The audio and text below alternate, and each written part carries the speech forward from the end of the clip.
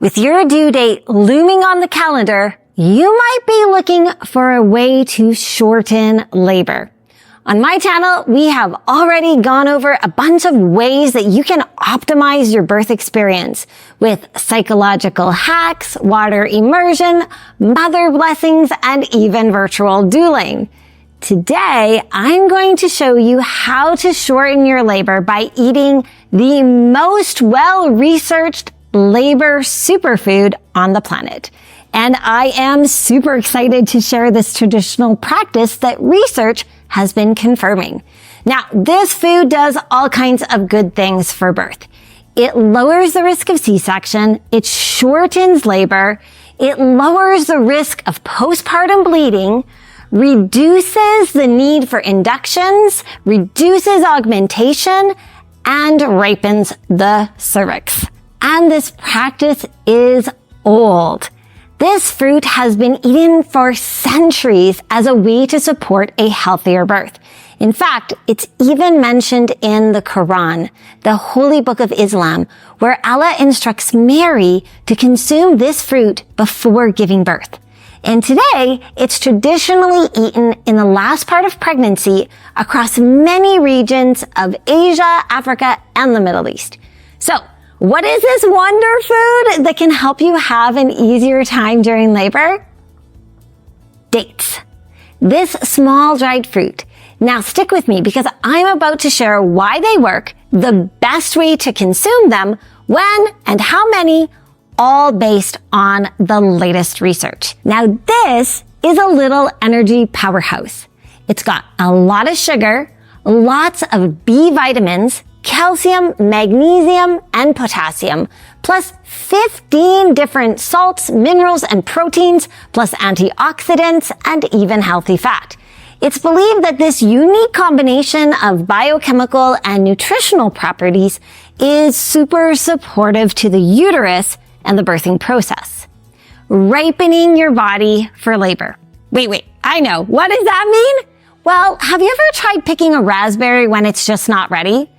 It won't pull off easily, and you might even rip the berry trying to get it off the bush. Compare that to picking a super ripe raspberry. You just need the gentlest touch, and it falls straight into your hand. That's a great metaphor for ripening that happens in your body leading up to labor. When your body is ripe and ready, labor is much more likely to start on its own and progress more smoothly. That means less medical interventions and more health and safety for you and baby.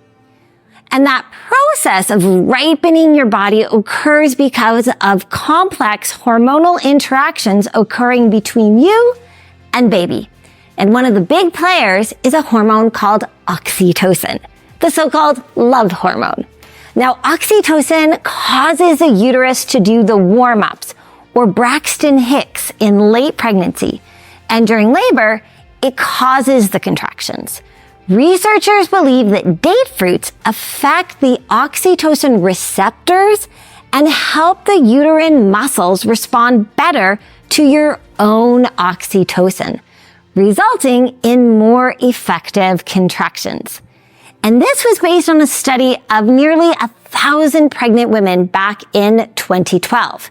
But since then, the research has continued, and there's been a lot. Most recently, in 2024, a systematic review and meta-analysis was published, and it combined the findings of 48 different studies. So, not just one or two, 48. That's a good amount of research. And here's what that meta-analysis revealed. And I've put the link to that study if you're scholarly and want to check it out. It's down below. So here is what we found. Date consumption in late pregnancy significantly shortened the length of gestation and labor. It declined the need for labor induction, accelerated spontaneity of delivery, and raised cervical dilation upon admittance, as well as the frequency of spontaneous vaginal delivery. Likewise, date supplementation in the third trimester of pregnancy significantly increased the maternal hemoglobin levels. Those are all really good markers for a healthy birth. And please note, the research did not include women with gestational diabetes because of the high sugar content that we find in dates. If you have any concerns about your blood sugar, please talk to your doctor or midwife. And stick around to the very end because I have an important hack to help your body and your pancreas process that date sugar more successfully. Now, next question. When do you start? And how many dates should you eat? The research suggests to start in the last month of your pregnancy at 36 or 37 weeks and to eat between 70 to 100 grams of date fruit each day. How much is that? It's the equivalent of 3 to 4 pitted Medjool dates or 6 to 10 of the smaller dates. And the type of date doesn't really seem to matter. It all works. And another quick tip, I recommend organic dates because you don't want any extra toxins in your system. And I'll leave the link down below for some that I really like. In terms of how you eat them, well, there is no medical evidence showing that it makes any difference if you eat them all at once or spaced out. However, it does really matter to your pancreas, which we'll get to. And so in addition to eating them at the end of the pregnancy, dates also make a wonderful snack during labor, with the research suggesting that, and this is word from word from the study, date intake in labor also significantly reduced labor duration and increased CD, cervical dilation, boosted the breast milk quantity, and reduced post-delivery hemorrhage. So this is really something to consider doing. It's affordable, it's natural, and it's pretty easy. So let me show you a couple of ideas so you don't get tired of eating dates plain. So number one is smoothies. Smoothies are a great way to get nutrient-dense calories. They're great for breakfast or snacks. So you want to start with a base of high-fat plain Greek yogurt or a can of coconut cream. Then add 2 dates plus any other fruit that you like and a bit of water. Blend and voila! In the summer, freeze your smoothie to make nutritious homemade popsicles. Number 2, energy bites. These are another great pregnancy snack. In a fruit processor, you can mix dates and your choice of nuts together to create your own kind of Lara bar. If you have no time, just buy Lara bars. There's about 2 dates in each bar. And my personal favorite, bacon wrap dates. Just wrap a piece of bacon around the date and place it on a baking sheet. Then bake it in your oven for about 20 to 25 minutes until the bacon is crispy, and then let cool and enjoy. Want more ideas? I have a special gift. My labor support recipe book is packed full of date fruit recipes so you never get bored or tired of eating them. And it's yours free. There's a download link in the description box below.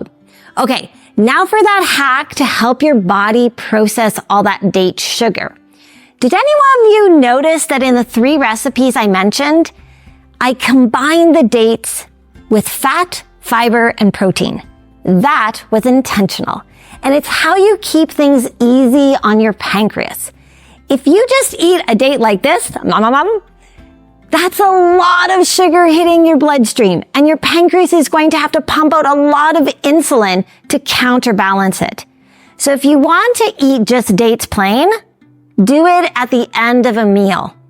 That way the date sugar will mix with the fat, fiber, and protein of your main course. And rather than eating all 6 dates in one sitting, which would definitely spike blood sugar, spread them out throughout the day. And always balance date fruit with some kind of healthy fat or protein to slow down the sugar absorption. And I would love to know if any of you have done this in a previous labor and what results you found. And let me know, are you going to try this? Comment eating dates down below. And I'd love for you to share this with any friends who are expecting, and then join me in the next video where I'm going to show you how to use water and how it can help you decrease pain in labor.